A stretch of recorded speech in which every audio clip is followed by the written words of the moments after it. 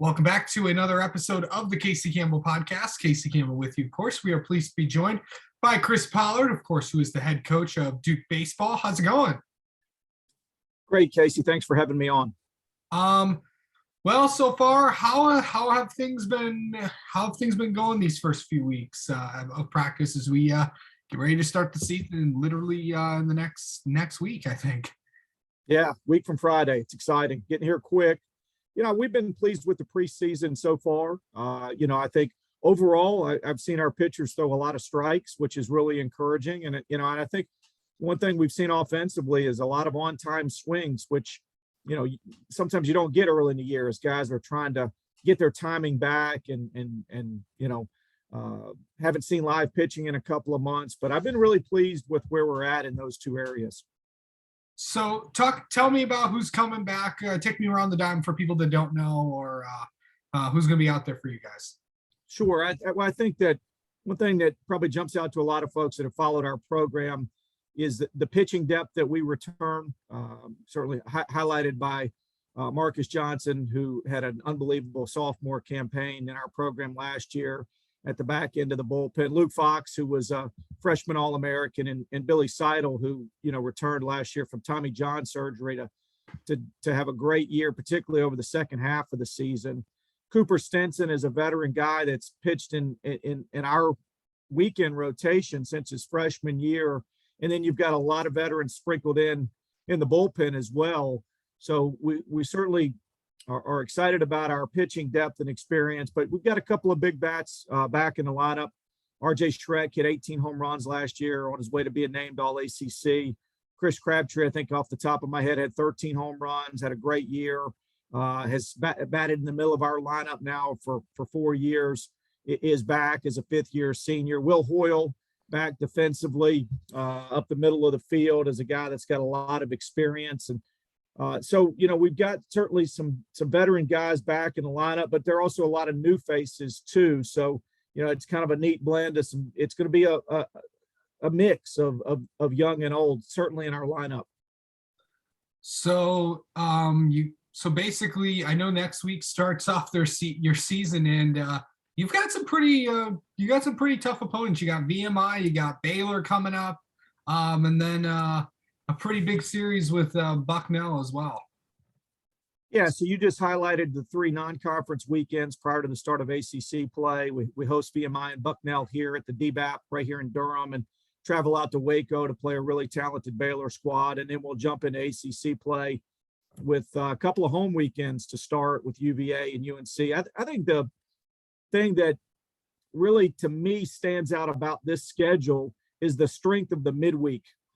You've got 2 games with East Carolina, 2 games with Liberty, and 2 games with Campbell, all teams that are picked to win their league. And all 3 of those teams are top 40 teams in the country. And certainly ECU is a top 15 team in the country. So right there, you've got 6 games in the midweek against really, really quality opponents. And when you sandwich those kind of games in between ACC series, that can be tough. And so our team is going to have to be good at getting off the mat because you're going to take some punches to the gut when you play that type of schedule, and we're going to have to be resilient and find ways to recover quickly. But the great thing about it is you look at that schedule, our strength of schedule should be really strong at the end of the year for an NCAA tournament resume, and we should be battle tested when we get to the postseason. And so you guys got to start off, and then you guys got a pretty decent home schedule to really kind of start off the season. Basically, mostly spending a solid month at home, most of the first month of the season at home. How big is that for you guys, and maybe build confidence a little bit? Well, we certainly need to take advantage of it. We can't squander the fact that we've got a lot of home games on the front end of the schedule. We've got to play well early, and with a young team, that can be tough sometimes. I think it'll help some of those young guys get comfortable. I think it will help us get comfortable in the DBAP ballpark, and because we don't spend a lot of time there in the off season. So we have to adjust to the ballpark just like our opponents do. All those things are good, but you want to certainly take advantage of your home games. And so we got to make sure that we're able to use that front end loaded schedule to build a good record heading into a back half of the schedule where we're on the road quite a bit. How impressed have you been with Luke Fox? He's a really good player. He's a great competitor, produces a ton of swing and miss with his fastball. He's really started to, over the course of this year, hone in on getting his off speed in the zone more consistently. I think his stuff is as good as anybody's in the country. When you really look at the metrics of the breakdown of his fastball, his slider, and his change. And he's on top of that, a great competitor and a great person. So he's a fun guy to coach. If you could get better in one area, what do you think that would be? Well, I think, for us, it's finding consistency over the bottom half of our lineup is going to be really important because you've got some, inexperienced guys that are going to be in the lineup every day. And so, making sure we get productivity out of the bottom part of the lineup, I think is an area where we've got to see improvement. Yeah. And also, I know you guys won the league last year. And how big was that for this team? And how big was that for you guys? And going in as defending it, what's the message to the guys and saying, let's go do it again, but it's harder than a lot of people think.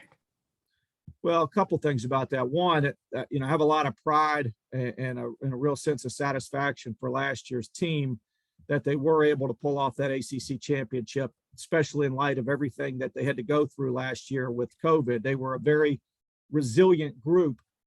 That being said, I think we have to guard against complacency. Success can lead to complacency, and we have to fight against that every day. We have to use our culture to fight against that every day. And we have to understand that, not just because of last year, but because of the last 5 years, we're not going to sneak up on anybody. We're going to at times have a target on our back, and, you get people's best shot. I think that's one thing I've always been so impressed with Coach Krzyzewski and our men's basketball program. They have to take everybody's best game, and that's tough. They don't get to sneak up on anybody. And, for us, in a lot of ways that, we're not comparing us to Duke basketball, certainly, but we're growing into that kind of situation where, we're no longer a team that people take for granted. Yeah. All right.